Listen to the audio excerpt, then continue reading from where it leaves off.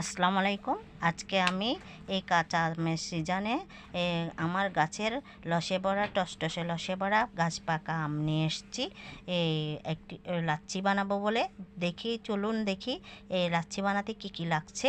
তো এই দেখুন, আমি এখানে আধা কাপ দুধ নিয়েছি, লিকুইড দুধ নিয়েছি, 1 কাপ দই নিয়েছি। আমি 5-6টা পাকা আম খোসা ছাড়িয়ে নিয়েছি, আর বাদাম নিয়েছি, দই নিয়েছি, মিষ্টি দই নিয়েছি, চিনি নিয়েছি 1/4 কাপ।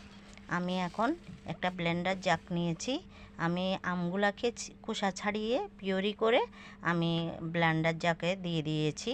এখন আমি আধা কাপ লিকুইড দুধ নিয়েছি ঘন করা, যেটা না 3-4 কাপকে 2 কাপ বানিয়েছি, সেটা আমি ঘন লিকুইড দুধ নিয়েছি, গরুর দুধ।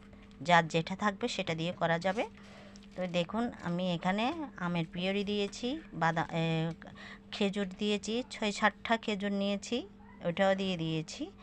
বাদাম নিয়েছি, কাজু বাদাম, আমন্ড নিয়েছি, সেগুলো দিয়ে দিচ্ছি। আর এখানে আমি 1/4 কাপ চিনি নিয়েছি, সেটাও দিয়ে দিয়েছি।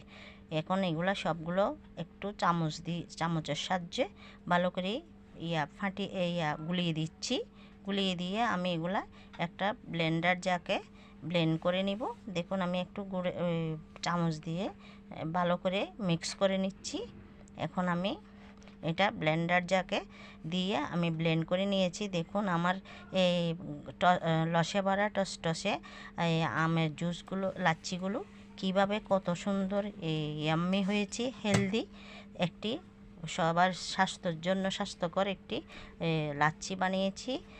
এতদিন অনেক গরম পড়েছে, সেজন্য আজকে আমি এই মন প্রাণ জুড়ানো এই টসটসে লসে ভরা জুসটি নিয়ে এসেছি।